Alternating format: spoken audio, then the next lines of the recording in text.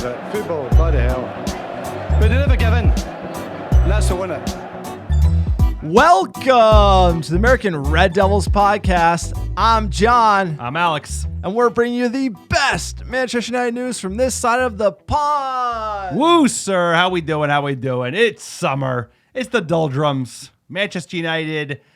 We're breaking down the 22-23 season. I can't believe it's over. It was a hell of a year. Highs and lows. Ultimately, a satisfying season for American Red Devil fans, at least in my book, after how we entered the season and the expectations coming out of last season. The summer, a lot of noise. Let's think about Manchester United. You know, we do the news, aggregate the news, talk about it on a weekly basis, talk about it twice a week when it's during the regular season. We're breaking down games because there's so many games. There's never a shortage of Manchester United news to talk about, even when the season's not going on. We got the sale updates, transfer noise, re-signings of contracts, players on the outs, lots going on. How's your summer going, sir? It's starting to get hot in Northern California. It's starting to heat up in the bunker. And you know what? The lack of AC is becoming more and more noticeable. Hated, adored, never ignored. That is Manchester United. That is Manchester United in the transfer market with the sale and everything in between. Shout out to all the American Red Devils. Hope everyone had a good Father's Day weekend. Alex and myself are enjoying it. And as far as Manchester United goes, it's going to be the same old. It's the day late, dollar short shit show at Manchester United. The Paella brothers going to Barca, coming up empty-handed, trying to get Mason Mount, haggling already. Mason Mount. It's going to be a long summer for Mason United Mount. fans, unfortunately. We pull no punches here at the pod. If you know us, you know that we usually don't sugarcoat it. You're going to get a lot of hype on Twitter and other places. You're going to get, the truth here at the American Red Devils. And this sale is going to gum up this transfer window. And you also take into account how little cash we have available on the financial statements. If you look at the balance sheet, Manchester United not cash rich.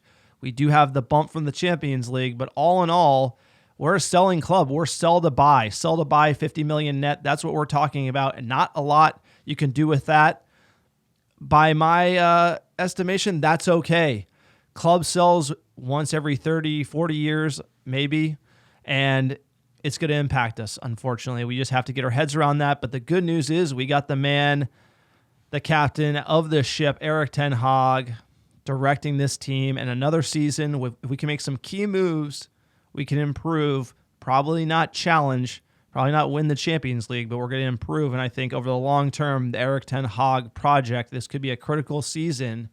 Might not be that 300 million spend, get all the players we need to challenge this season, but maybe it's a stepping stone to that under the new ownership. So we shall see. I think you said a lot of good things, a lot of right, because this is going to be a keeping your head above water summer.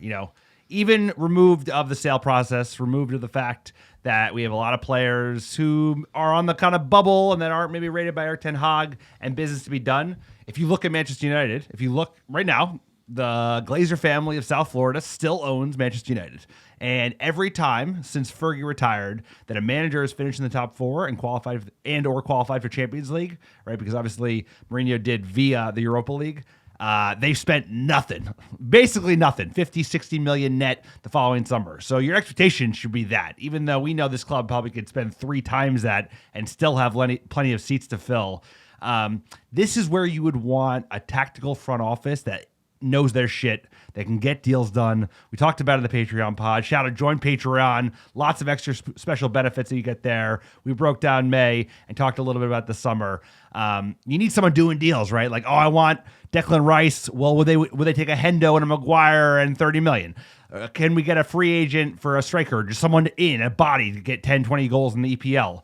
We don't have that. We have numpties, unfortunately, at the front. We have an elite manager, someone that we all are getting behind, super excited about what we've seen from Erik ten Hag. But in the modern era, one man shouldn't be the default man that controls everything. That's just not good. You want to have redundancy. You want to have someone else to kind of back him up, challenge his views. And right now, he's the only sayer as it comes to decisions on transfers, retention, new deals. That's fine.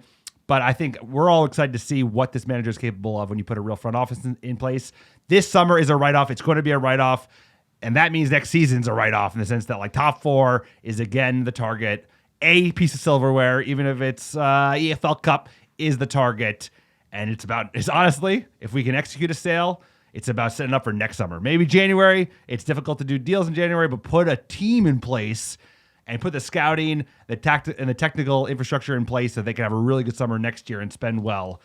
Because like you said, we're a sell to buy club. We should be selling right now. We have assets that we could sell. Harry Maguire, Dean Henderson. I mean, there are people that you could get money for, and right now we're flat-footed once again. But what's new? That's Manchester United in a nutshell, unfortunately, under this era and this regime. Look, more of the same for Manchester United this summer, but let's get into the end of the season survey. Quick PSA for the podcast before we do. Like Alex said, if you're thinking about it, you should support us on Patreon, patreon.com/America Red Devils. There's tons of benefits. We do an extra behind-the-scenes episode every single month. Please check out our Patreon page. We're 100% fan-supported and ad-free because of that.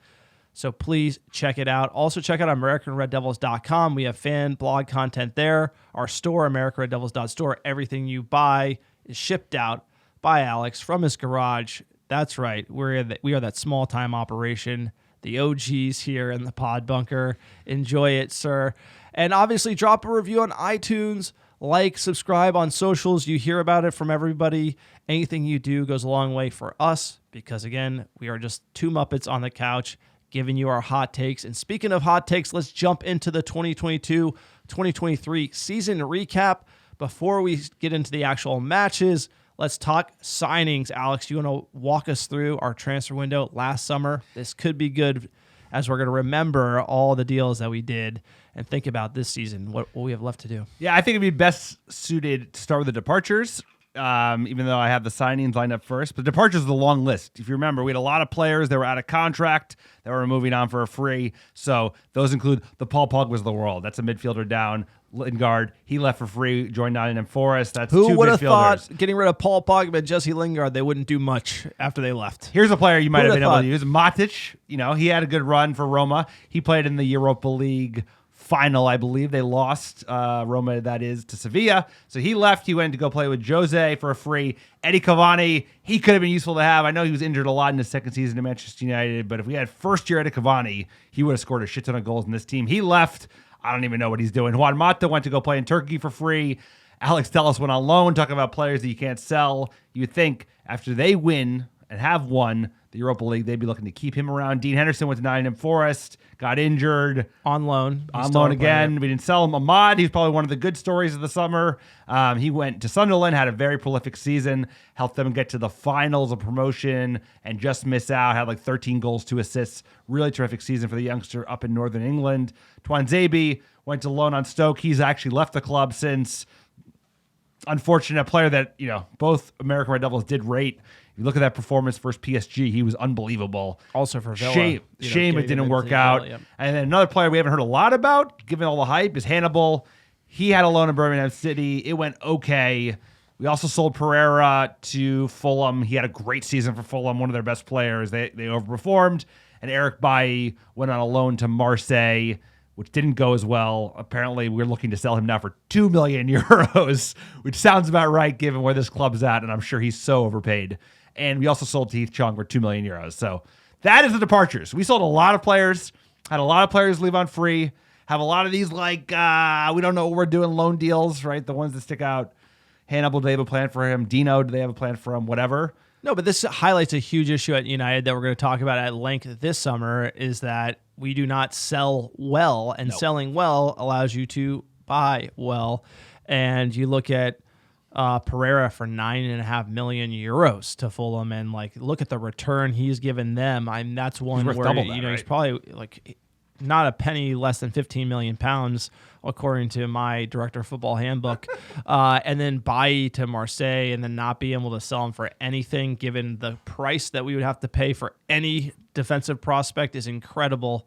It's just really unfortunate to see that we're not able to get more out of the outgoings. Also letting Pogba go on a free, Lingard on a free when he was interested. There was interest from West Ham. Could have sold him. Pogba, you could have sold a year earlier. Just not able to deal players and make money, which helps you with the signing. So this is just the negative drag on United in the transfer market. It's just not being able to sell well. Okay, we talked about departures. Let's talk about who we acquired. All right, so it was a decent summer from United. A lot of money. Hold on, let me give the context. A lot of money. I think the quality of the signings was strong. We overpaid for 2 players considerably. So the first signing was Christian Eriksen on a free transfer. Great signing for Manchester United. EPL proven, feel good story. The Dane leaving Brentford, coming to Manchester United, fits in, midfielder option, terrific. Next one was Tyrell Malacia, young, up-and-coming Dutch player, workhorse, 15 million euros, good value. No argument there. I think he's done really well this season to challenge Shaw, light a fire under his ass, and I think Shaw's had the best season he's had at Manchester United. Next signing, one of the stars of the summer, Lisandro Martinez, 57 million euros, bargain. I mean, honestly, I thought we were paid a little over when the deal got done. You see him play the season, and then the impact he had when he was not available after the injury in the Sevilla match, if I remember correctly, is monumental. Like our best defender. No, I would say we didn't Huge. overpay, but that's a player who comes in and starts right away. That valuation we paid is he's the guy, and he Doesn't was feel the like we guy. overpaid, And he in was my mind. no, not at all. That. But you go look at Anthony. He's the guy valuation. We don't know if he's the guy. Casemiro, that's a he's the guy price. He's the guy. We still overpaid. We probably could've got him for Malacia less. might be the guy price for Project. 15 million euros. That's the next one, and then Eriksen on a free. Look, I'm going to say good summer all around. You look at Casemiro, Martinez, Malacia, and Eriksen, all added a ton of value to United. Unfortunately, the highest price tag player, not so great start, but didn't have a great season. If you get 4 out of 5, not bad for the Paella brothers, honestly. But this is Erik ten Hag. This is who he's selecting, who he wanted. And you had to look at this and say, okay, not enough done. In the moment of summer 2022, this wasn't enough for What us to position's challenge. calling out? What position is calling out on the list that we didn't reinforce in the summer, sir? You let Eddie Cavani go. Exactly. Martial went on loan to Spain, came back. He Had a did terrible nothing on that loan. loan. Horrible. Couldn't sell him. And then I said they were going to make him play striker for United. I said he just made a glass, and that's what happened this summer. It's unfortunate. You wish you could get something out of Martial because he did have one prolific season for United, and it's been tough to see. Let's jump in. Also, just to throw a caveat on, there's also Ronaldo news. In mid-July, Ronaldo said he wanted to leave because United was doing nothing in the transfer game. Against the better wishes of our fine manager, Joel Glazer decided we do not want to sell Ronaldo. He sells way too many jerseys, and he's got so much clout on social media, so they did not sell him. They should have sold him because he was a fucking nightmare. Obviously, we'll talk about the presser a little bit later when we get to the World Cup coverage, but I'm just talking about all the things our manager has dealt with this season. They should have sold Ronaldo and brought in anybody, and they just like, nope, you're sticking with Ronaldo. How'd that work out? all right. The guy doesn't like Ronaldo, but like you I know. also, the one Correct, thing I I want do to not like comment, Ronaldo. another thing to think about this summer, the timing of the signings. Late. They were late. Casemiro were already playing matches. Anthony already window. playing at end of the window and overpaying. Getting the business done early for the manager is critical, and also to not overpay. And we know that every single summer, and every single summer is the same story. I really feel like not sorting out the attack, not getting a number 9, having Ronaldo sort of shoved down our throats a little bit, even though he wasn't happy. You got to blame the Glazers on the Ronaldo one. I do blame the Glazers. And him. the And timing how of the he business reacted. is the front office. So we got to really hope that we're doing any business we do early, because leaving it late and overpaying just ain't a good look. We start August, so we have a great preseason under Erik ten Hag. Everyone's buzzing. All the Muppets are buzzing, and I always say, talking about practice. We're talking about practice. I've seen it so many times. United beat Real Madrid in preseason. We look amazing. Under LVG, we had like the best preseason ever. Came out not great season. Preseason is worthless. It's absolutely worthless. And you know why? Brighton at home, kicking off the season August 7th. We lose 2-1. Kicked in the teeth. Brutal. Play off the park. First 2 matches, shit the bed. At home against a up-and-coming Brighton side, the only goal we could muster was an own goal in the second half, and we were outplayed in that game. And we were outplayed in the first 2 games. It got even worse, sir. Went down to London, Brentford, in the heat, sweating. We laugh about it, sir, when I'm sweating. When we go work out. I looked like Christian Eriksen in the August London heat. We know how hot it can get in London, and we got outplayed by an upstart Brentford, who haven't had an okay season, got blown out of the park 4-0. Absolutely annihilated. And this was the turning point in the season for me. This was a pivotal moment because after this game, Ten Hag took the blame and said, we lose as a team, we win as a team. And he famously made all the players, including himself, and I think some of the staff, go for a run for the distance that they were outrun in that Brentford game versus the home team. And I think that was when the season switched because obviously the next home match was a big win against our bitter rivals. It was a 1,000-yard stare on the touchline from Ten Hag when we were getting just demolished by 4 against Brentford.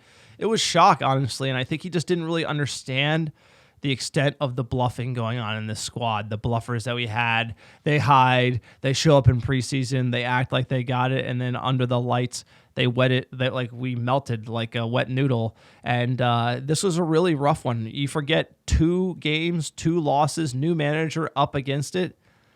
And this is a huge turnaround moment. This is probably the moment of the season.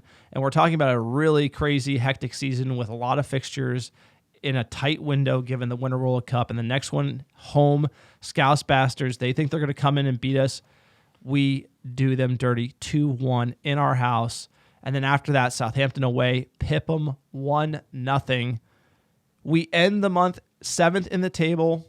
In the league, we were 20th after the Brentford game. We were at the bottom of the league, but big shout out to Erik ten Hag and the boys. They showed up and they put some pride on the badge. You watch that game; they played very well against the Scouse Bastards, who obviously didn't have their best year, but you always want to beat the Scousers, and that turned everything around because I think the belief really came in abundance. And shout out to a player who's been very streaky, to be fair, and hasn't lived up to his price tag, and certainly not to his wages. But Sancho with a huge opening goal in that game against the Scouse Bastards. No, we'll get to that. That's the highlight of the month. It was a Jadon Sancho goal, and it was a very well worked goal from him as well. But it's the locker room has had it. We got rid of a lot of players. Some might call them bluffers that we just talked about. And Erik ten Hag finds himself 2 losses in, and he's able to turn it around. And Ole wasn't able to turn it around, and Rangnick wasn't able to turn it around. They just let it slide. And so this month is when we realized we got a manager. Everything against it, back against the wall, Scouse Bastards. He gets it done. Highlight of the month of August, Jadon Sancho, opening goal at home against Scouse Bastards. Love to see it. Back by Martinez. Eriksen's return pass. Malacia. And Sancho has sat one down and scored! And Old Trafford explodes!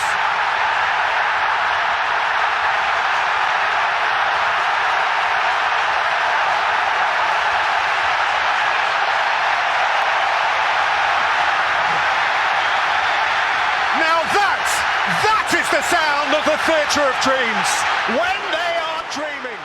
Amazing call from Peter Drury. Sancho sits him down, scores the goal, and Milner and Van Dijk arguing and yelling at each other. Love to see that one. Also, Ronaldo with the golf clap on the bench there. That Looks is thrilled. a preview thrilled to of be things there. to come. Looks thrilled to be on the bench, sir. Player of the month for American Red Devils, Bruno, with his 1 goal. But obviously, Erik ten Hag, probably the man of the month. Because he was able to turn around that ship. And they were talking about he was on the hot seat. I know it's different gravy, your favorite saying, sir. When you're the Manchester United manager, like England, you have a bad moment, they come after you. Everyone gets their like pitchforks out, and they were looking for blood. After the Brentford game, he sat down with Gary Neville and Carragher, and they're like, I don't know, man, you good enough? You good enough of this? They were they were ready to fight. They were going to make the decision on their own. But you're taking Sharks, it's Manchester Sharks. United. I mean, come on. Everyone wants to see you fail. But let's get in September. We call this brick by brick. Erik ten Hag building into what would be a good season here. 2 matches, 6 points in the league. We finished the month in 5th. We beat Leicester on the road with a Sancho goal, another solid 1-0 victory. And our biggest win yet against Arsenal. And Antony, Manchester United's new signing, amazing goal in his first game for United, and does it with that left boot. Looked like it was going to be, let's go, amazing signing for United. We did get 2 matches canceled after the Queen passed away. Leeds and Palace were delayed, and that hurt us later in the season, obviously. Really did. The big moment here is the Antony goal against Arsenal. Look, this game kind of opened up Arsenal all over us, and then Antony with a bit of magic on that left boot. Fernandes out of shade into sunshine, away from Gabriel. Here's Sancho, rolled up for Marcus Rashford. One more here for Antony!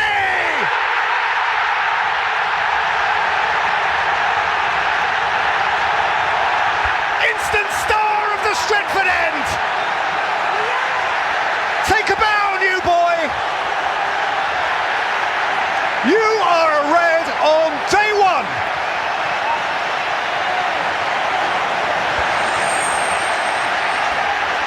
Well, it looks an easy finish, and in training it probably is, but this is at Old Trafford, this is on your debut, this is with $100 million price tag on your head. United not been in the game for the last 10 minutes, and there's Eriksen, brilliant ball. Gabriel comes out of position and that leaves him short, and Rashford knows as soon as Zinchenko goes narrow, the ball is to just slip outside. What a finish. What a debut for Antony. Getting chills watching it. What could have been this season, slicing open Arsenal and beating Arteta at home. What a game. What a statement for Manchester United. And to go from this horrible start in August to this high under this manager, 4 on the trot. Man, what a feeling. It was a huge game. It was a fun game. Got a little bit of luck where they overturned after Odegaard fouled Eriksen, and then I think it was Martinelli with a goal overturned, I think rightly so. United then lethal on the counter, which was fun. It was a good goal. It was a great opener right from the new boy. You'd love to see that. You spend big money, takes a little bit of pressure off. He certainly faded this season, but scoring his first 3 matches, this one being the biggest of the 3. And just the style of which we were scoring goals. That is a perfect Erik ten Hag goal. It's like you turn it and you burn it quick as you can, and you move the ball so direct and with such like attacking prowess and just lethal. I love to see it. It was a great goal. It was a great win. Rashford finishes up. He gets 2 goals in the second half of the game and ices it. Dude, it was a huge victory from United and an important game to kind of cement the legacy that is building. Like, hey, United are building something. It's going to take a while, but brick by brick, that's the model for September. Look, Europa League, we had 2 matches. We only got 3 points. We lost the group stage opener of the Hans and Franz Cup to Real Sociedad. Tough handball call, but United, we just didn't play well enough. And United did beat Sheriff away. I do remember watching this game. Ronaldo with the penalty. 1-2-0. And this is sort of when the bubbling of Ronaldo on the bench. Yep. He's playing Europa League only. Didn't want to start him. Didn't want to start him. And you could tell there was drama afoot as the Ronaldo Muppets were calling that we weren't scoring. You need to put him on the field. What's going on? And obviously, I felt like it was starting to bubble up towards the end of September. October, this was the big month we talked about going into the season. Tons of difficult fixtures in a tight window. EPL, we had 6 matches. Europa League, we had 3. This is all because of the crazy Winter World Cup schedule. We got absolutely smoked to start the month at the Etihad. If you remember, City were beating us 6-1, and we got 2 garbage goals to make it 6-3, but it really was unbelievable. Haaland with the hat trick, and he just looked out of this world. Tough loss to our bitter rivals, but we were able to bounce back in the league, beating Everton away 2-1, drawing Newcastle at home 0-0. That one felt like we should be getting 3 points. We outplayed in that game. We did get Tottenham. We did best Tottenham 2-0, as we should. Away, good draw against Chelsea. Maybe looking back at it, not a great draw because they were a struggling Chelsea side over the whole year. They hadn't fired their manager yet. They actually had a real manager then. They didn't go to Fat Frank, which they would later in the season when we smoked them at home at the end of the season. Then we beat West Ham at home 1-0 in the league. So sort of up and down. But given we also had 3 Europa League games and we won all 3, 2 against Ammonia, 1 against Sheriff. Ammonia we beat 3-2 away, beat them 1-0 at home, and beat Sheriff 3-0 at home, pretty much clinching the next round of Europa League. But, who really needed that because it's just the Hans and Franz Cup. Highlight of the month, Rashford's goal versus West Ham against David Moyes. Tactical genius.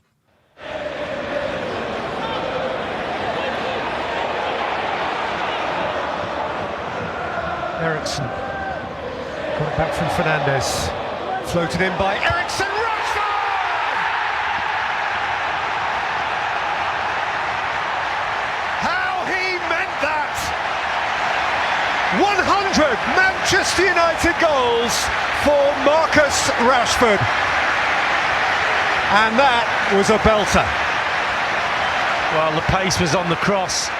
Rashford back post dunk header. You don't see that too often, but what a winner against West Ham. We hold on 1-0. We end the month of October in 5th in the league, which is very good. We're second in the Europa League group.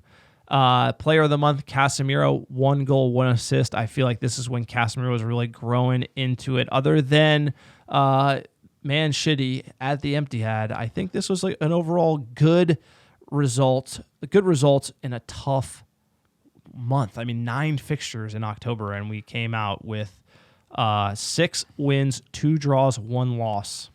Not bad, all things considered. And like you said, Casemiro, he actually didn't feature in that loss against City. I think that was one of the reasons we were blown off the park. We did have a propensity to getting the shit kicked out of us, especially on the road this season. This was certainly the first of that. Actually, not the first of that. Brentford was the first of that. So City had our number, and I think we course corrected there. Everton was a gritty, hard win on the road. And Newcastle, we should have beat them. We like XG'd the fuck out of them. Didn't finish. A lot of that this season, creating chances. Nobody there at the end of it to score goals. But ultimately, this was another month just picking up points, picking up wins in the Europa League. And the problem was that you drop points in the Europa League, no matter what we did, it wasn't going to be enough to finish in first. And I think that screwed us because we had an extra round of games that was just kind of a killer for Manchester United, given we had so many games. But I think we played the most games in Europe. So, an extra round in the knockout stage for a phony trophy is not what anybody needs. I mean, this is what everyone wants to see. Everyone wants to see Manchester United play more games, and we're playing more games. November, last push before the World Cup, we had 2 matches in the EPL. We lost to Villa away, 3-1. Top 10 Villa, baby. Top 10 Nailed Villa. that one. Yeah, I know you were bailing on that. Fulham, we won away 2-1. Garnacho with the last-minute winner in the 93rd minute. That was the one to send the team off to the World Cup. That was huge. Great momentum from Garnacho. I mean, the draw there versus the win. We end in 5th before the World Cup winter break. Europa League, we beat Real Sociedad away 1-0 with another Garnacho goal. This is when Garnacho started heating up pre-World Cup. And then in the EFL, we beat Villa at home 4-2, and we get revenge against Unai Emery, who we all know, Count Chocula. Don't like him.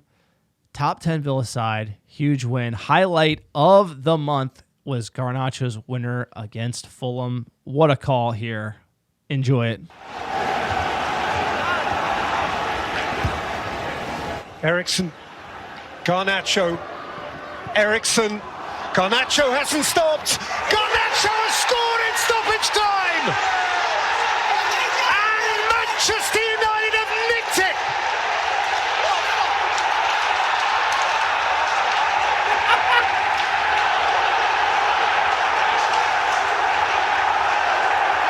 What a boy! What a boy he is!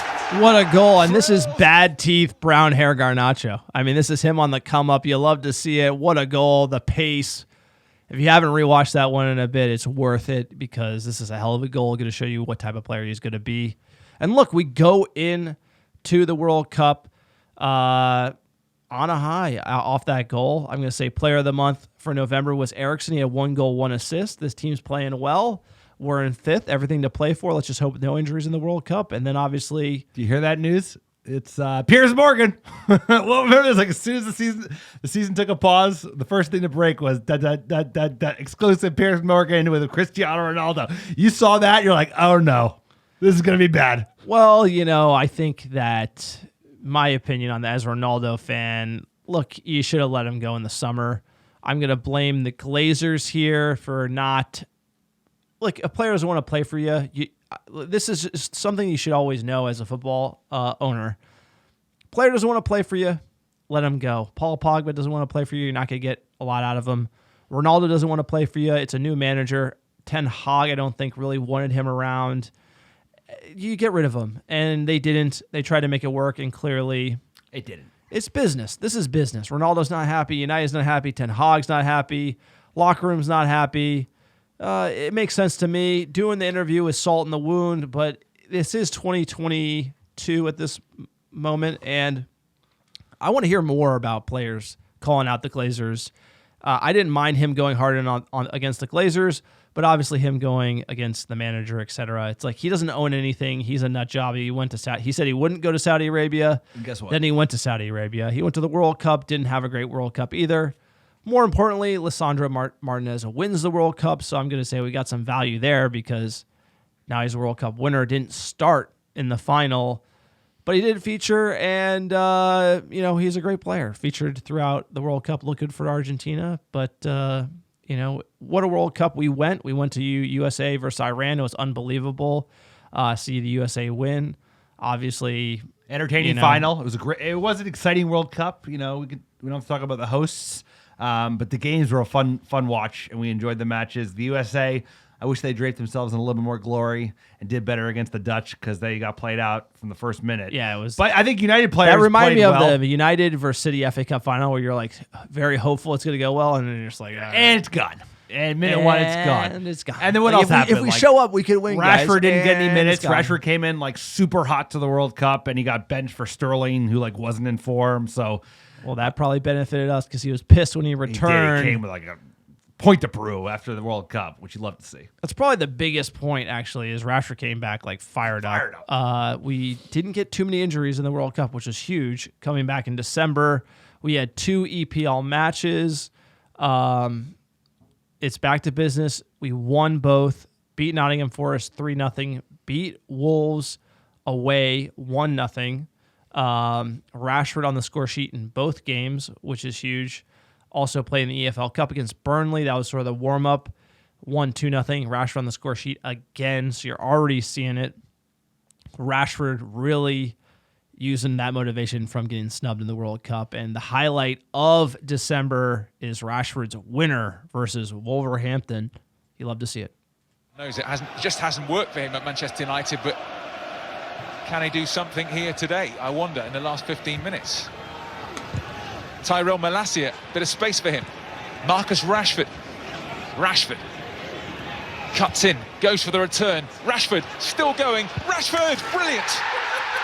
Manchester United's main man, Marcus Rashford, the half-time substitute, showing that Manchester United need his inspiration. They lead by 1-0. And this is a different type of Rashford goal where he like bodied him up in the box, and incredible finish. Rashford coming back like fit and firing. You love to see it.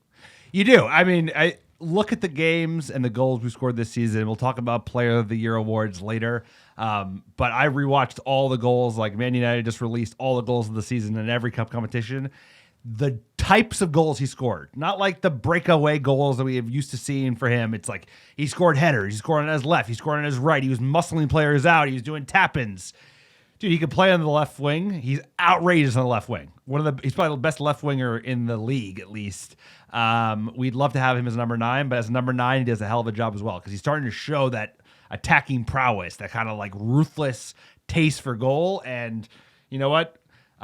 Shame on the England manager for not playing him because they probably would have done a little better if they featured Rashford more. But he came back with like a point to prove. He came back. That says everything you need to know about England. Kill So him. playing Honestly, Raheem Sterling over Marcus Rashford. That's all you need to know about Gareth Southgate. Player of the month, Marcus Rashford, 3 goals, 1 assist.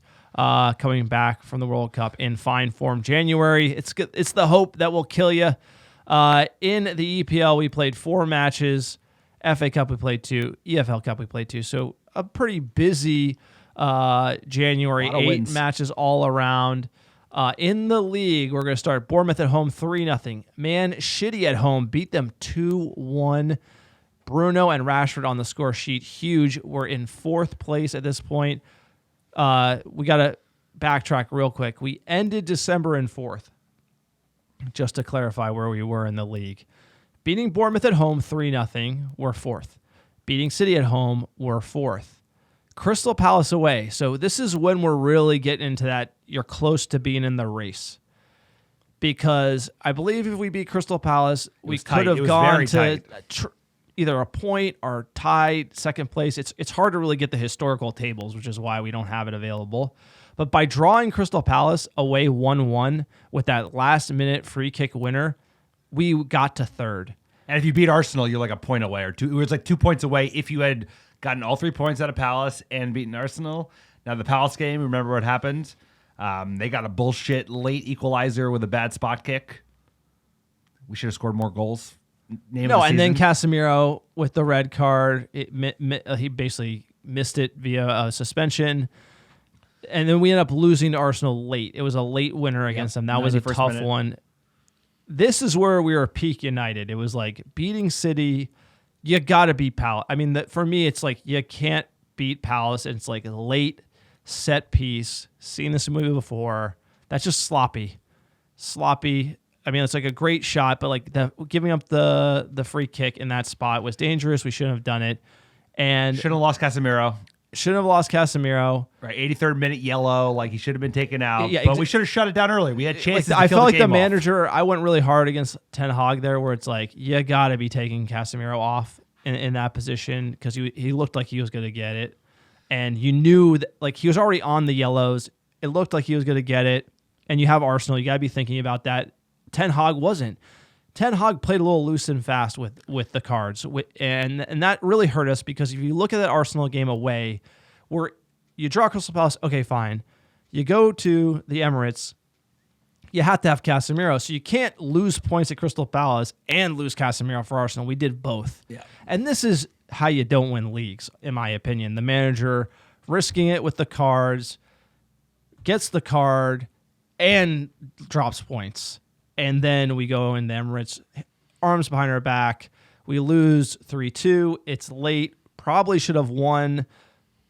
They were there to be had. Definitely should have. They were there to be had. Definitely should have drew. Yep. And I felt like this was sort of how we hit the peak in the league, and it was back to fourth place for United in January. So It was probably the best we played all season was January 14th, 2023 against City. I mean, we played terrific. Obviously, we got a controversial tying goal, but like if you watch that game, United like fought tooth and nail. no, we were great. We played excellent. Best midfield right here. Best midfield in the league. And then we had the best midfield in the league for like I'm going to say 10 days 2 later, or 3 months, and then it Andy all fell Carroll apart. Yeah. injured Eriksson. He was out for 2.5 months, right? That was the FA Cup Yep. game at the end of January.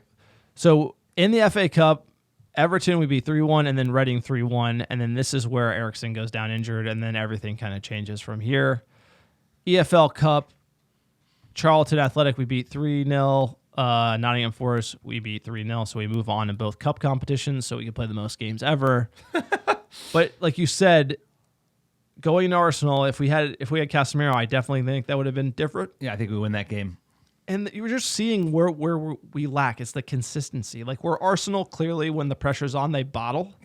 United, we're all over the board. We're like beating everybody, playing well, lose 7-0 to Liverpool, lose 4-0 to like Brentford. We just have these like spells of just like letting it go. Yep. It's like, look at the DNA of our team. And City's sort of the slow start and then just go on a run. Yep. Finish strong, go on a run, and that's the type of team they are. We're all over the board. It's like box of chocolates, don't know what you're going to get. And that's the problem with United is like you beat City, you draw Palace. So we're all over the board for United in January. Highlight of the month, Rashford's winner versus City. So let's enjoy that one before we lament not being in a title race. By Casemiro, in again by Walker, out again by Casemiro. Fernandes, hacked clear by Malacia, down again by Akanji. Here's Fred, it's suddenly frenetic. It's Fernandes, it's Garnacho. And Rashford waits, and Anthony waits. And Garnacho will get another go, and he'll twist away from Ake, and Rashford scores! The Reds, twice in a trice!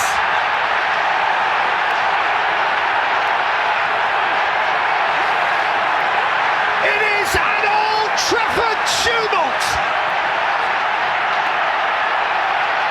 Oh, sorry, it's emotional seeing this. We Unfortunately, should have done the final. They were there to be had. They no, were there to be it's- had in the it- no, final. it's- That was the most frustrating thing. No, it's what you saw our potential.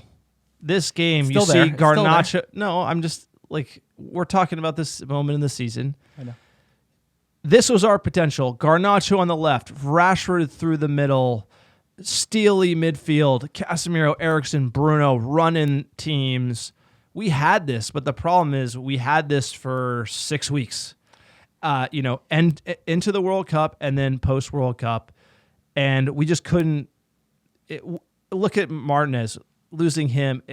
Losing Casemiro for the 7 or 8 matches due to the car. We stepped on the banana peel. I mean, look at the January we literally signing. stepped on the banana peel. January window tells you everything you need to know. It's Well, like I'm just we had saying one there was striker.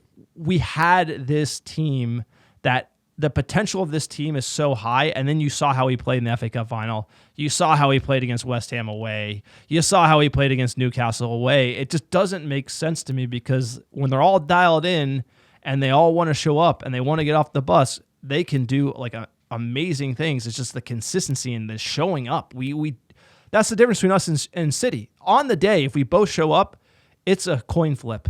But City happen to show up like 99% of the time, and we show up like literally 60. It doesn't make sense because the quality is on the pitch. I'm just saying that we have this thing where we show up like we never woke up, didn't have the right cup of coffee, and consistency in this team is what is off because we have a lot of great talent. We do. And, there's a long way to go. There's a lot of spots to fill. I think you just speak to your January transfer window. It's never a team. Wout Weghorst is in a team. Well, no go team. through No the window. team. Go through the window. The window was short, right? We lost CR7. Obviously, he went, we just canceled his contract. And he's like, I ain't going to Saudi Arabia for money. I'm in Saudi Arabia for money. So good for him. We brought it in Wout Weghorst. We were looking at Arnautovic. He had controversy for good reason. He has some hair on that dog. And then we brought in Marcel Sabitzer for free loan from Bayern Munich. Wow, we got him from Turkey, and then we signed Jack Butland on a free. So this was anyone who has Wout Weghorst in their team. We paid $2 million for him. That's the worst thing about it. We paid $2 million for that. So but again, lug this of is one of wood. these things where We're a thin squad, he and we're played- young and I'm gonna say inexperienced it team, once. sir.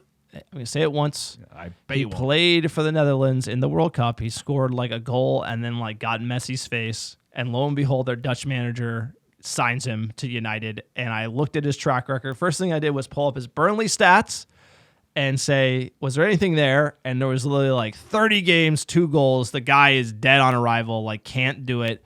Not good enough. You can't. You blame the if he manager. I played- blame the front office for loaning some shit player named Wout Weghorst. They should be buying It's not a coincidence. Yeah, he's Musa Dutch. Dembele. It's not a coincidence. I know, he's but Dutch. $2 million. It's Who's like- available for $2 million loan fee? That's nothing. That's what No, we got I for understand, but- to Heath Chong we sold for. I'm $2 not million. blaming the manager. I'm just saying it's he signs Dutch players like Dutch. from the Dutch league, and he signs Dutch guys. It's like Louis van Gaal did the same thing. They like Dutch guys. Dutch guys like Dutch guys. I don't know what it is about Dutch. They really think that they're a big deal, sir. And this is one of them where. It also goes in the story of why he kept playing him despite him not being good as well, because that was perplexing, including all the way up to and including the FA Cup final where we literally are a goal away from tying and going to extra time, and he's bringing on a guy who literally can't do it. Cannot score goals. Can't even Not even try close. to help us score a goal. And this is just going to be a great thing for him to not be on United because Wout Weghorst does sum it up, and I think everyone deserves blame. The front office, the owners deserve blame for not backing the manager, given what we saw and what we needed. The manager deserves blame for playing the guy who ain't no good all the time. And the front office should And Wout deserves have blame found for- better options. And Wout deserves blame You for blame touching the the blame. Anfield sign. I'll never Well, forget that that. and ever also again. come on, bro, score some goals. You're a striker. Win a fucking header. That's unacceptable. In his defense, he was played at number 10 by the manager which because is he couldn't even play number more 9. insane, Because he which literally is couldn't even play more number insane. 9 because they would cross the No, ball in. And Sabitzer he would lose. He would lose aerial duels to people who are 5'10" and he's 6'7", sir. It's Perplexing. He should be a librarian. Jumping into February, that was a great transfer window. Just kidding. Terrible. Sky is the limit, and the trophy drought ends. This is huge. 4 matches in the league. We got 10 points to finish the month in 3rd. Beat Crystal Palace at home 2-1. Drew Leeds at home 2-2. That was a rough one. Again, dropping point. This is a bad Leeds side. End up going down. That was another match where we're in the mix. We're trying to not lose daylight. We had a lot of fixtures. And we drew there. That one was tough. We beat them away like literally 4 days later, 2-0. Beat Leicester City 3-0. But again, the Leeds, the Crystal Palace, like those games, you add those games up, it makes a huge difference of where we are, the momentum behind this team. We lost Casemiro for 3 matches. He wasn't around for that Leeds game because he had like an absurd yellow card, absurd straight red in Crystal Palace where he grabbed the guy's throat, which again, don't need to get into it, but it was like collar, throat. It doesn't matter. IU grabbed one of our players' throat. The FA is poorly. I mean, come on. Like we know how bad the officiating is in this league. It's not good. Most importantly, we win the EFL Cup. We beat Nottingham Forest at home 2-0. We beat Newcastle United in the final 2-0. Break the trophy drought on the pod. First trophy in 5 years for United. First trophy up for grabs, and we win it. I mean, love to see this is great. Ten Hag getting the trophy, but something else with this team is like, this really felt like the hill. This felt like the climax for United, but like it's small time mentality. It's a good season. You're not going to get it all in one year. We're never competing for the league with Wout Weghorst or CR7. It's hard to compete with the excuse factory over here, but it's like it's just overtime. It's like we're close to the being in the race. We're bottling these games we should win. We're getting suspensions we shouldn't. And then we win the EFL Cup. And then I felt like after that, it was like downhill. And so it was a long season for this team and a long season for us fans as well. A lot of matches. Highlight of the month, Garnacho versus Leeds. Sir, let's check that highlight. And Garnacho will make his way forward here. And there's number 2.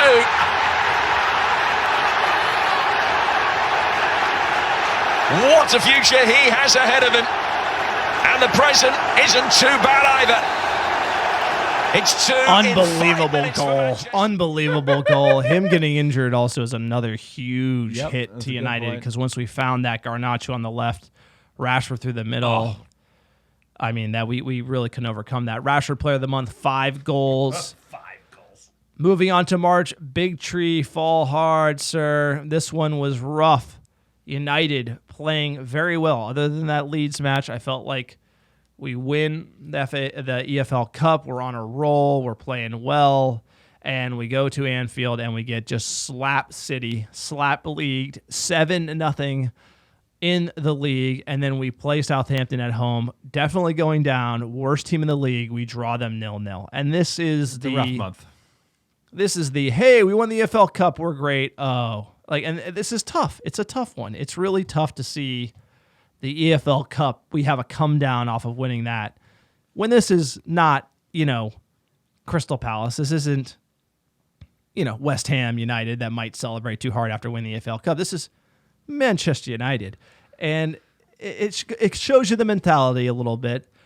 And we're just a little soft. We used to be rock steady back in the day. Nothing would faze us. Trophy we wouldn't even celebrate. We were just like so crazy, like competitive. And United we're a little soft. We've come a long way from the Roy Keanes to the Paul Pogbas and the Jesse Lingards and everything in between, and the Wout Weghorst and the Ralph Rangnicks and the Ole Mr. Nice guys. This just feels like that momentum post Cup and taking our eye off the ball when we had a lot to play for in the league. And you can say the same at Europa League. It didn't make the agenda, sir, but I can't believe I missed it. We had the huge result against Barcelona over the 2 legs where we outplayed them in 90 minutes, one of the best teams in Europe, the best defense in Europe. Exactly. And that was a huge one. Between that, outplaying them. Those are 2 of the best games we played all season. You rewatch that, we played terrific. We should have scored more goals against them. Go on a couple days later, beat Newcastle in the final, and then everything to play for in the league. Like you said, we went into March. Liverpool, we were actually the favorite. That was when you get worried. So you go to Anfield and people are talking about you as the favorites against Liverpool. They're always tricky, and United just capitulated. Gave them some shit goals. We hung our head, and Liverpool just took advantage of every opportunity they did, and it was an open goal, and they just bang, bang, bang, bang. We had the. It's just No, it's embarrassing. It's young- absolutely it was embarrassing. of It's course. embarrassing. It's what something about this team. They have this in them. That's the theme of this team. Is like we have winning the Good, league bad, in and us. ugly. We have losing away at Anfield, and you know what? I have to call it out. Bruno did not have optically. He was all over the board, yelling and whinging. I think he pushed the ref.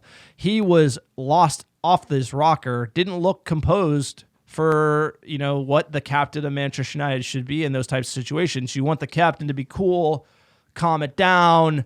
Let's not go crazy and lose big. Let's lock it down. Even if the manager is telling you something else, you got to save face at a certain point. And I felt like he kind of lost the plot. The team lost the plot a little bit as well.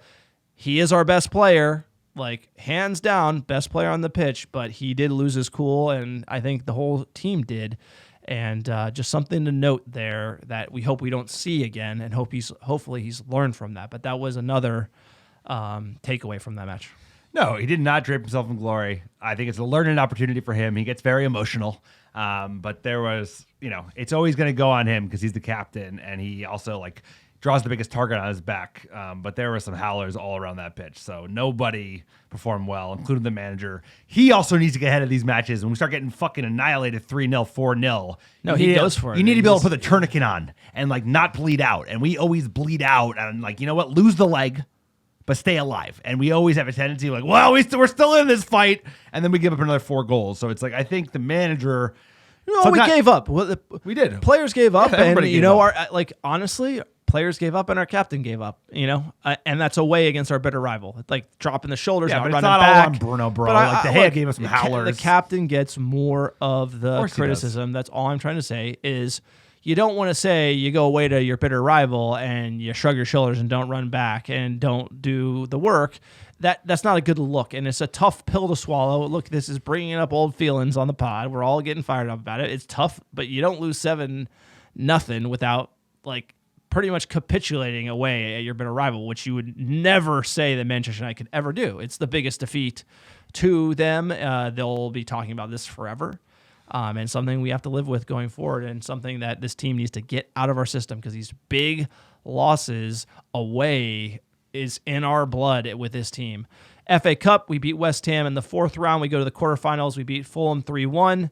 Obviously, that was the double red insanity at Mitrovic going crazy situation, but I thought that was great. Europa League, we beat Real Betis over 2 legs, at home 4-1, away 1-0. We dealt with that pretty easily. Wout scored and acted like he won the World Cup. That was an all-time. He scored the 4th goal, and he scored celebrated the like 4th crazy. goal, exactly. He scored. Wow. There are no highlights of the month, no player of the month, because Liverpool game was so horrible. There you go, like that. April highs and lows, EPL, we had 6 matches, 4 wins, 1 loss, and 1 draw. I mean, this was sort of a strong finish to the end of the season. We did have international break, so second half of March. We kind of come back. We have this big Newcastle game away. We finished in 3rd place after March, and we're going away to Newcastle. We beat them. We're pretty much locking up 3rd, and boom, they blow the doors off of us. Outplay us, outrun us. Could have been worse than 2-0. It should have been. This was another away big defeat. 2-0 is too friendly. They outworked us. We didn't get off the bus. We didn't show up. They just steamrolled us. This is the theme for the season, which is you beat City, you beat Barca, the best team in Europe, the best defense in Europe. You just destroy. The potential is so high, but these lows coming out of nowhere, that seems like we're all over the board. After that Newcastle one, we did pull it together. We beat Brentford 1-0, Everton at home 2-0, Nottingham Forest away 2-0, Tottenham away 2-2. This one was tough because, again, could have locked up top 4 here. 2-0 lead, let Tottenham come back into it. Late goal, son. Late goal again, so just not having the medal. We're making a meal out of top 4 a little bit. And Aston Villa at home, we beat 1-0, finishing Important in win. 4th.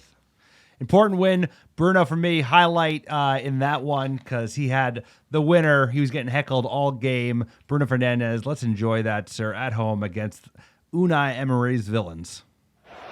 Casemiro's header releases Rashford, and 3 look to catch him.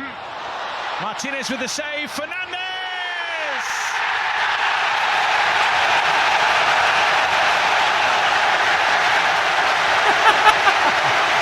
No celebration. Bruno Stare at Fernandes. the away fans. Well That's done. savage. Well done. What a goal. And that was top 10 Villa side. As you correctly predicted, player of the month, Marcus Rashford, 2 goals, 2 assists. FA Cup. We won penalties. Can you believe it? FA Cup, we won in penalties against Brighton. That was a nervy one. Wout did convert his penalty. Wout Watch 2023. Here, we're going to the final against Man City. We'll get to that one in a second. Europa League. This is talking about highs and lows. Sevilla, we had a 2-0 lead, led in 2 goals in the second half. Some own goals, very just kind of comical stuff. And then we go away, and we get destroyed by Sevilla, who were, I think, 14th in La Liga at the time. 3-0, and you just go into these results. They did win it. Like, it doesn't matter. I mean, this was the end. This is a cup we should have won. I agree. You look at who was left in it at this time. It was like Bayern Leverkusen, Sevilla. Was Juve. like but at the end of the day, this was like a gimme. No, this was the end of De Should have Gea's. won it. This is probably the end of the De Gea's United career. If he ends up leaving, who knows? I mean, he could easily resign in like a day. He could resign today, for all we know. We're doing the pod right now, but this is. I would imagine if they end up moving to a new number 1, this is when it happened. Like the last 15 minutes, giving up soft goals against Sevilla, even at home. Before we 3 don't want goals to on make the it road. around. This I'm is just talking about like if he ends up leaving, sir. I don't think I think 5-2 on aggregate. Every goal we conceded was De Gea's fault. he went was into probably Sevilla- culpable for 4 of them. We went to Sevilla. The theme for here is, okay, you're right. At home, should have hung on, right? But whatever happened, sloppy, 2-2, fine. No one shut up away. No one shut up away, That's to a be fair. tough result. Didn't deserve for them to draw us at home, 100%. The away didn't get off the bus. Sevilla outworked us. They outplayed us, they blew us off just the like park. Newcastle did, just like Liverpool did, just like Brentford did. Like this is the theme, and you're talking about winning but a lot of highs. your and the European lows are very Cup. low. The lows are very low. But no, it's like you don't recognize the team. It's like that's the hardest part for me is like I believed with every fiber in my body we are such a better team than Sevilla. We will beat them 100%. And we looked like we were nobodies. And that's the contrast that doesn't make sense in my head, where you can go playing amazing football and then just decide not to show up in a game that was critical because we would have gotten the semifinals, final. Another trophy for Ten Hag, guarantees Champions League qualification. You get another match against the Champions League winner. You would have played City. This was a tough pill to swallow. And again, this trend that to me is just, you see it here, maybe not the big away defeats, but just the away defeats in May. 6 EPL matches, we're going to make it nervy. We lose to Brighton away, 1-0. We lose to West Ham away, 1-0. We're in fourth. It's getting tighter. But then we bounce back. Wolverhampton 2-0. We were there. That was amazing. Bournemouth away 1-0. Nervy win. Chelsea at home 4-1. And then Fulham 2-1. We lock it up. 3rd place.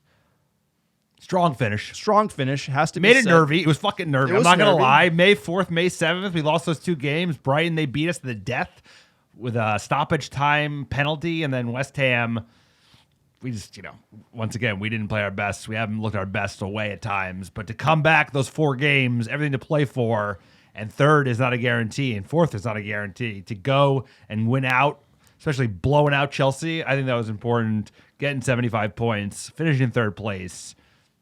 FA Cup, I wish that went differently, sir. But the EPL, I think we put some we have it in our locker. We lose big games, especially on the road. We have a tendency to we can get blown out. This is what I'm talking about. Like we instead of bleeding out, we need to tie off the leg and not die, and we need to stop doing that.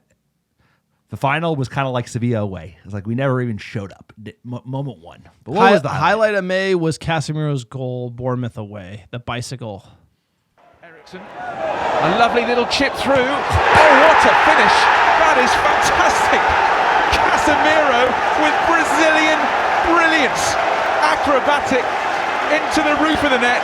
Bournemouth 0, United 1. Well, it's exactly what United wanted. I mean, a huge goal, and again, we held on to beat them by 1 goal, which is critical. And in the league, look, we get top 4 player of the month, Casemiro, 2 goals. And then the final game was actually in June, FA Cup final. Gundogan scores in 13 seconds. The whole game plan, don't concede early, concede faster than any team has ever before, get one back via Bruno penalty, and then concede via, what was it, a set piece that bounced to Gundogan, and then another amazing outside the box banger scoring against us.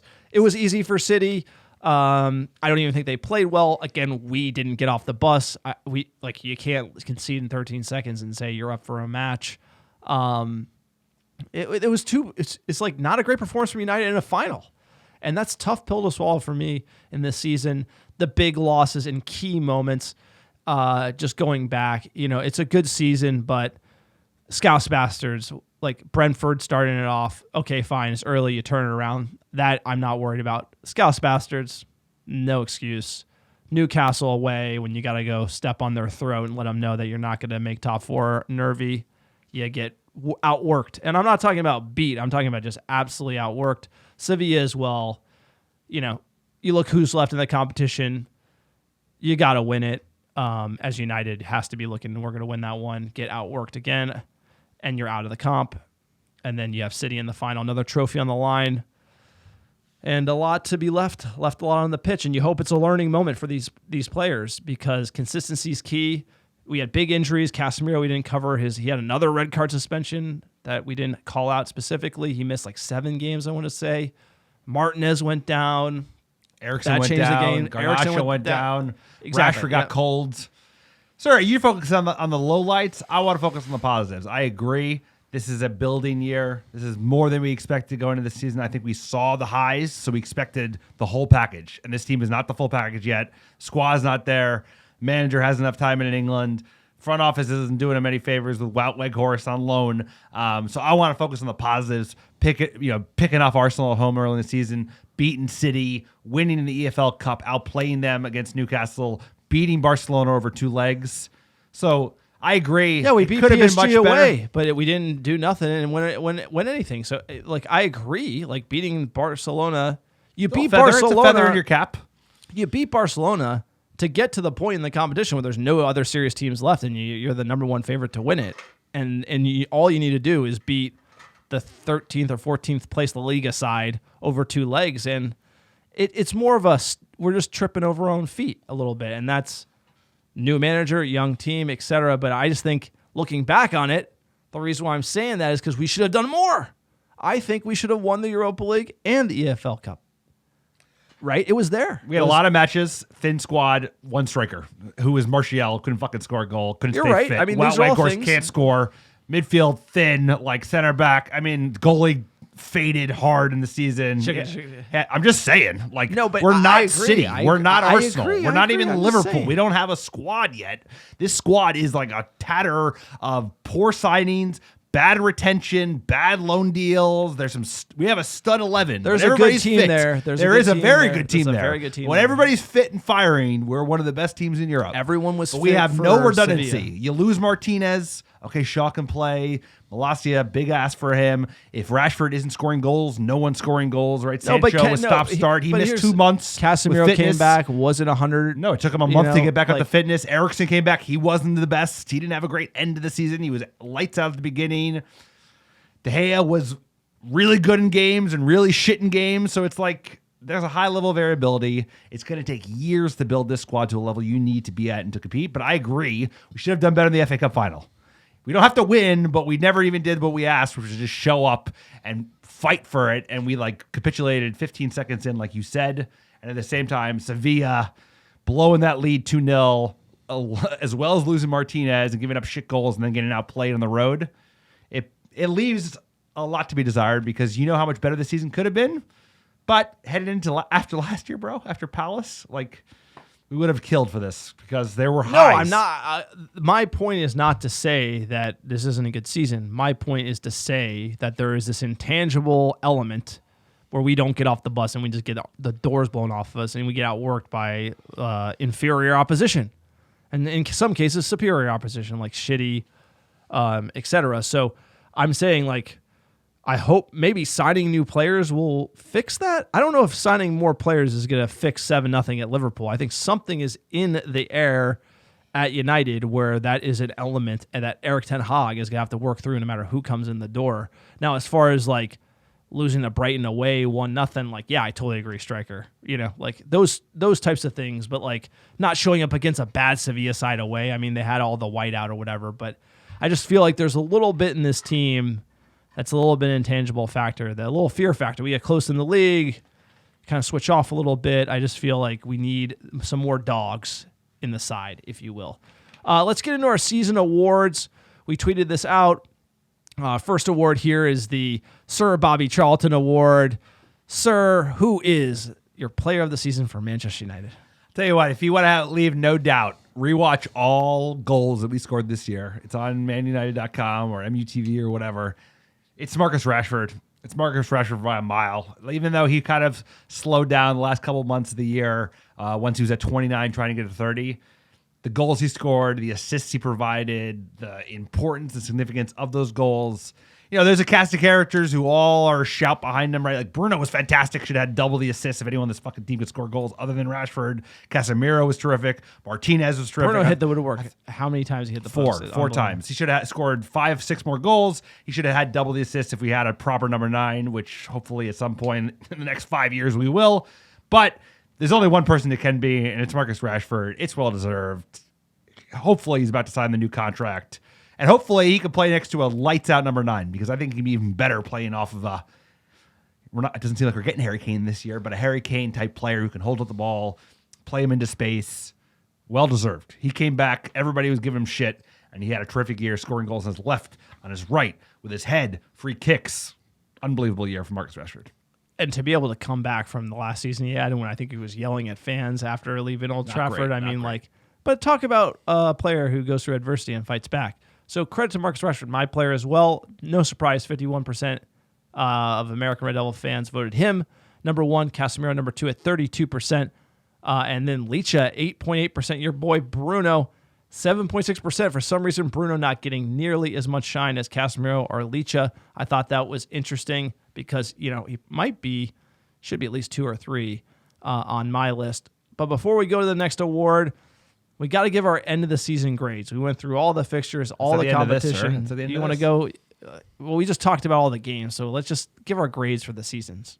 What's the? We're always graded on a curve. You go to school, right? School of Hard Knocks, and you. Well, I mean, grade on a curve. Fine. Let's just do the. I'm awards. giving it a B. The whole season. What are we doing? Pick your poison, sir. So choose what you want. You already gave your. We're doing a fucking live. We're gonna do it now. I'm giving it a B. All things considered, I think I think the manager overperformed. We had some really great moments, given where the squad was at. I thought you were A-. That was the league in the moment after the fact. This is the entire season in totality.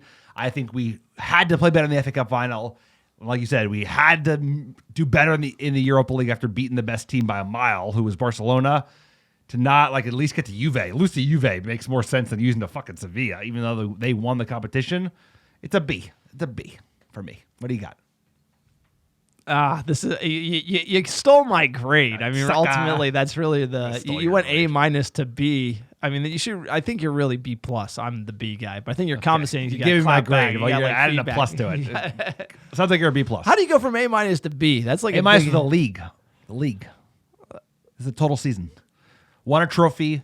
Made it to another final, blew it. Not blew it because you played one of the best teams ever. They never showed up on the day. No, you never showed up. They were there to be had. I'm gonna say this is a B-. And I'm only gonna say that not because it's a different grade than you, just because that you gave City the treble, and that just gives me. If you look at all the games they played to win it, Arsenal gave them the treble, bro. Arsenal gave them the title. Which is the most important piece of the trouble. In the 2 cup games, it's on the day, and we didn't show up. And if we did, we would have easily won. And you look at them playing Inter in the Champions League Inter final. did show up, and they still Inter showed up, but they don't have a number 9 and they can't score. So they were not threatening on their goal. But it's just one of those things where we were the best. The FA Cup was the best opportunity for them not to win it, and we gave it to them 13 seconds in ultimately, and didn't show the fight. And I have to give Ten Hag a little bit of guff for bringing in a Wout when all we needed was one goal, unfortunately. So B- overall. There's a lot to improve on next season. Next individual player award, we have the Sir John O'Shea Award, which is basically the most improved player for the 2022-23 season. Who do you got? I'm gonna have to agree with the fans here. I mean, it would have been my pick if you were to say like in January who's your most improved, but a player I've had a soft spot for a long time. Player who I think has always had something that we haven't fully realized his potential, and that's AWB. I thought he was outrageous in the second half of the season, growing from strength to strength. Obviously, we know he's a lockdown defender, but I thought his link-up play was getting quite good. His ability to put in diagonal balls and has that pace, that kind of that breakneck pace to beat a man.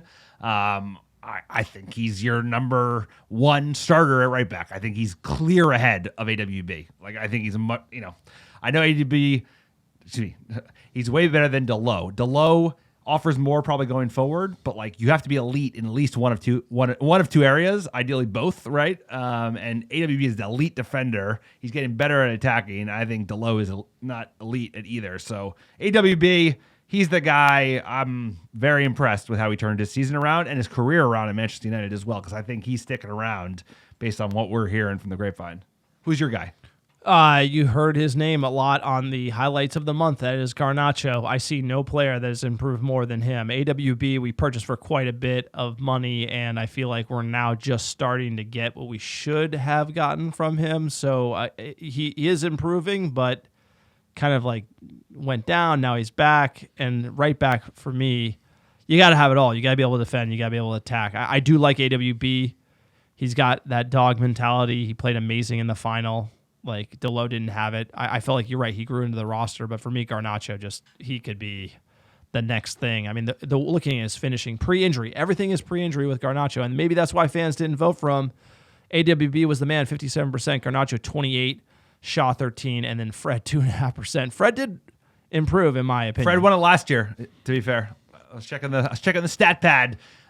Fred, he scored some good goals. I don't think he's going anywhere. You do need a player like Fred, because when he shows up, he could have a hell of a performance. He can also put in a howler, kind of like this team. I think that speaks to our lack of consistency. Is we could play anybody in the world. He could play like against any midfield in the world, and he could also like shit the bed against Brentford. So you're never gonna know who you're getting with Fred.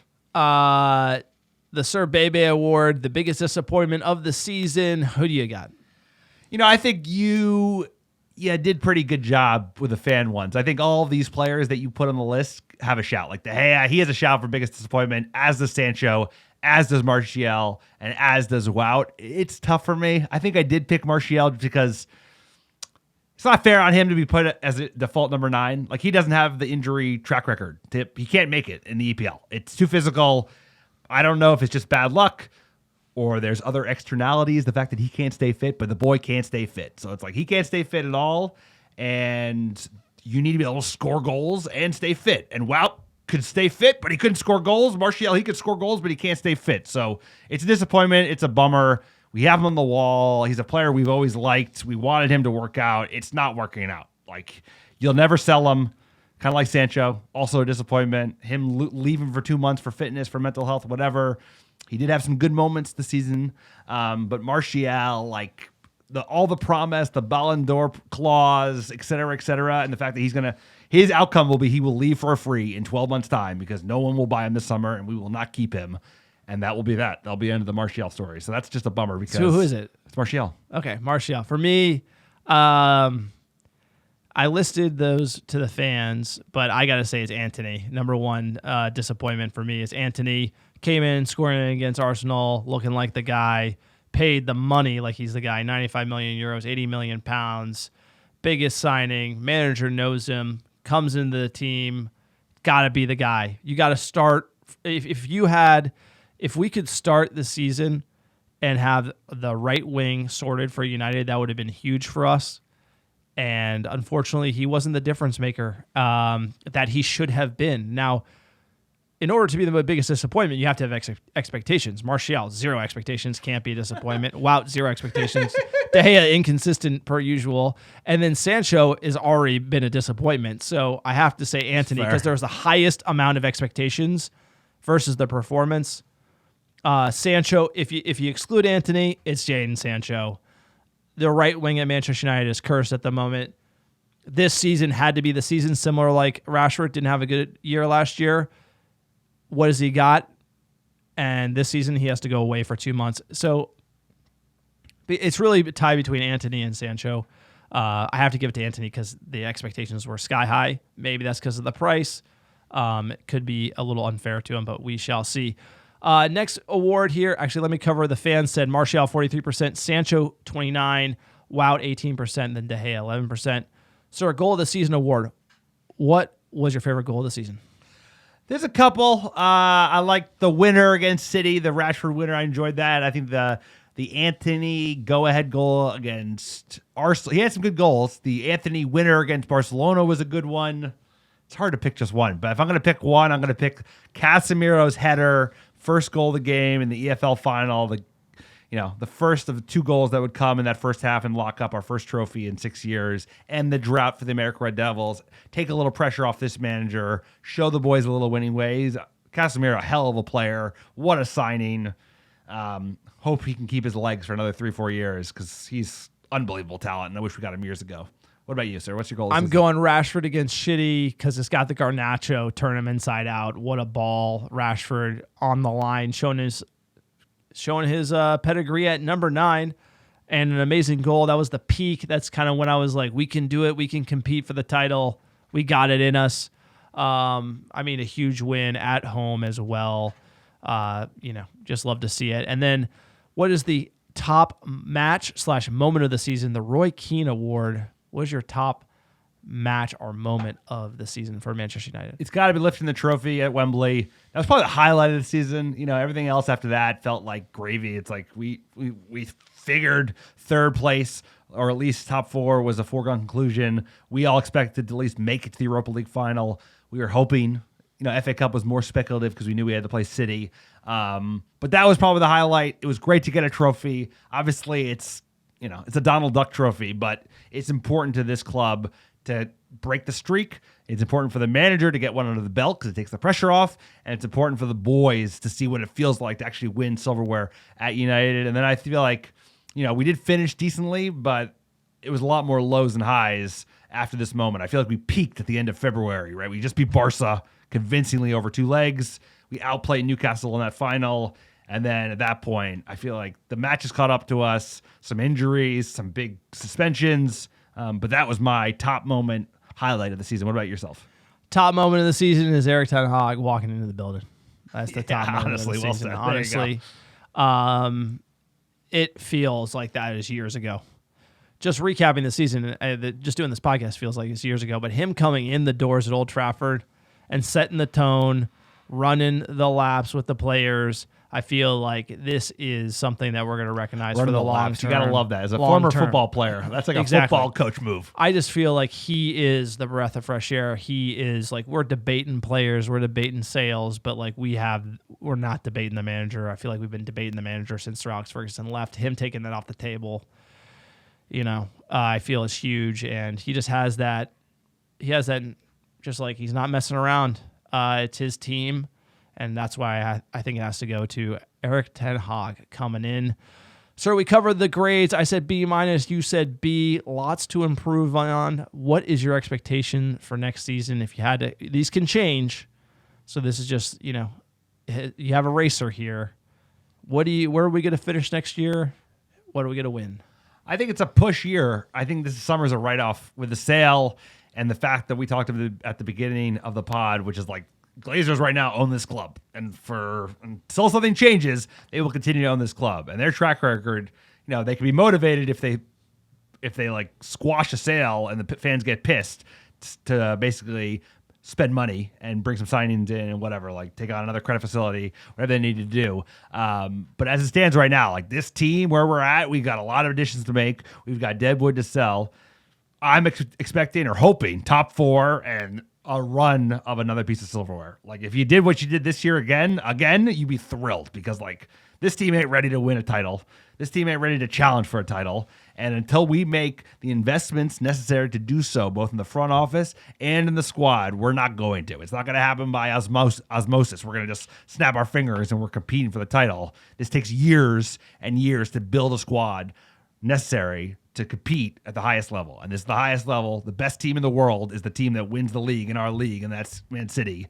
So my expectation is like more of the same because that's all we can expect given everything that's going on with the sale. I asked for a finishing position in the fourth table, place, and like, fourth place, no silverware. What was that? A speech? Fourth place. This is a podcast. Trophy? How long have we been talking? What's just the clock sorry, I on like that? to just- Go ahead, Egghead. you know, I like we to haven't get- gotten to the fucking news yet. You know what news there's talk about? The excuse factory guy. I like to get him going. So what was it? Fourth place and maybe another piece of silverware. Maybe an FA Cup. maybe or this is a prediction. You got to say it. Nothing. I Okay, think we get fourth and nothing. Yes, I think we get fourth and nothing. Okay, I like that. Tempering expectation. I'm gonna say Right now, Martial and Wout are your strikers, bro. So until something changes around that, fired up. Let's go. I'm serious. What's I'm gonna changed? I'll say third place. And winning Europa League after we get bounced. I had to say, winning Europa League. Winning Europa League Yeah, after we get bounced. Europa League. for That's the one that we're gonna third win. place in Champions We're League gonna lose group to because it's going to Sevilla be a again. rigged group. You know that. Let's get to the news. It's definitely gonna be rigged. United in the news. Given the season recap marathon pod, we're just going to fire through Bang the through 'em, news sir. here. Appreciate everyone. We do this every summer. We're also going to be dropping our end of season survey as well. That will be on our Twitter profile, so you can fill that out. Give the pod feedback. We love listening to this community. We love doing it. What a team. What a season. More good than bad, sir. You know, it's just when you're Manchester United, you grade harshly because, you know, you win 20 leagues. We need that 21. Stop living in the past, bro. Nostalgia merchant.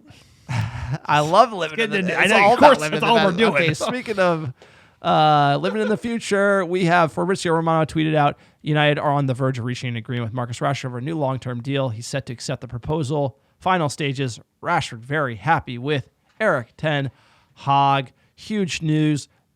This to me, we're talking about treading water. We're talking about what we can do. Let's hit singles before we try to hit home runs with like Osimhen or Kane. Let's get Rashford locked down. Let's get the players that are part of that Erik ten Hag core locked down, then try to wheel and deal. It's going to be a long summer. Great news. I'm ecstatic. Rashford is going to stay because if you look at the sale process and the uncertainty, why wouldn't he try his game elsewhere? Obviously, he's a local lad.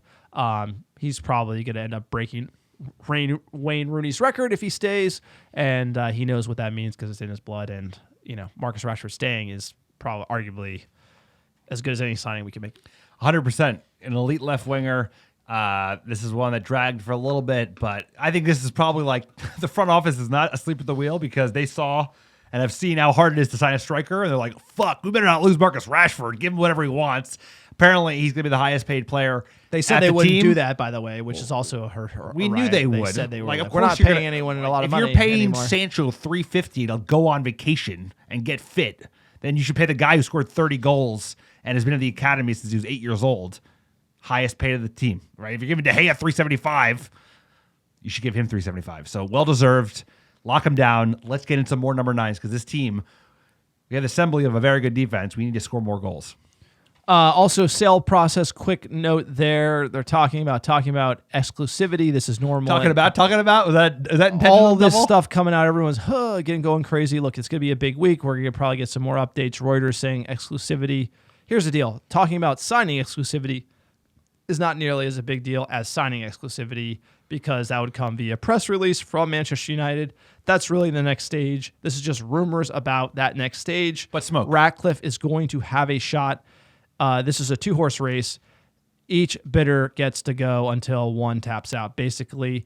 And we're seeing both horses in the mix. The fact that they're talking exclusivity with Qatar could mean they're in the lead. It would also be offered back to Sir Jim. So it's a lot of rumors, a lot of ups and downs. Wait for the actual press release from the club. And oh, by the way, even if they get exclusivity, Doesn't mean the deal's done. It takes time to close. Everyone freaking out. We might not gotta have get a approved. new owner by next season. Won't happen. That's also normal in M&A. It takes a long time to close deals, usually 6 months to close transactions. To agree to the terms it takes a long time to sell assets. I mean, everyone thinks it's fast. It's not. Everyone complaining about timeline. This is not. This is normal unless there's some like super crazy bidding war for something. So look, just temper your expectations. Wait for the news. That's what we're going to do, so we don't just talk endlessly on the pod about speculation. There's rumors about De Gea. He wasn't on the retained list. Apparently his deal, they haven't agreed on the extension, etc. This one's interesting because he hasn't played well. We're being linked with other keepers. The problem here is you re-sign De Gea, you don't have to pay any money up front. You're going to probably see a De Gea extension, in my opinion. If anything, this helps you de-risk the position. If you don't sign De Gea, any goalkeeper's immediately $100 million. That's ultimately the problem with United, is like not doing these deals in a serial fashion or anticipating these cliffs in these contracts. Make it so everyone knows what you need, and then they just gouge you for it. So United are in this situation where any striker you want to buy is $150 million, any goalkeeper you want to buy is $100 million. Everyone knows what we need, and we're in a tough spot. So that's just how we operate. That's how we do business. And oh, by the way, everyone knows we need to sell players, and they're going to pay nothing for them. We're bad. We're really bad at Poorly running the footballing operations of this team. 100%. 100%. You named it and spotted it right out, which is like, we shouldn't be re-signing De Gea. We should be signing like either bringing back Hendo and then signing a new number one and having them compete, or signing like a baller number one. We could talk about some of those on future pods. But knowing this club and who's run, and the fact that the Payet brothers are still like sweating in their suits, De Gea re-signed in the next 11 days. You can almost guarantee it, because it makes too much sense for us to go out and move on in the world. But that's what we should do. De Gea, legend, won it under Fergie, but he should move on with his life. He should go to Saudi, get a big bag of cash, enjoy himself, and we should get a player that can play out the back, because that's how the game is gone. That's how Erik ten Hag wants to play. And we're being outpriced for every striker in the Every single market. striker. Harry Kane not for sale. Osimhen we're not in for. Fitty. It's too expensive. And obviously the youngster, the Danish youngster from Atalanta being outpriced. So again, this is just, everyone knows we need a striker. The price immediately goes We're showing up. our hand. Everybody knows who we're going And, after. Everybody knows what position we So need. then it's like, now we're not going to sign anyone. Then it's going to go Wow. late. And yeah, so just temper your expectations. I think sales first shoe to drop, and then we're going to see how that it impacts our transfer window. But look, that's it. That's the season recap podcast. You like the America Red Devils. For fans, by fans. We do it for the love of the game. You want to support us, check out our Patreon page, patreon.com/America Red Devils. AmericaRedDevils.store for some merch. AmericaRedDevils.com for fan content. Hope everyone's having a great summer and enjoying it. Putting behind us another great season.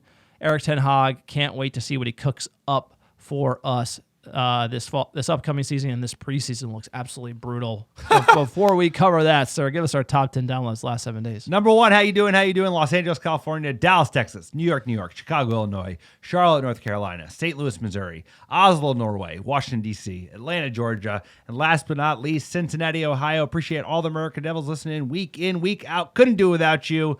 Big summer ahead. Sale, transfers, new deals, everything in between. We'll keep you posted every step of the way. For now, enjoy the summer, enjoy your June, and we'll talk to you all next time.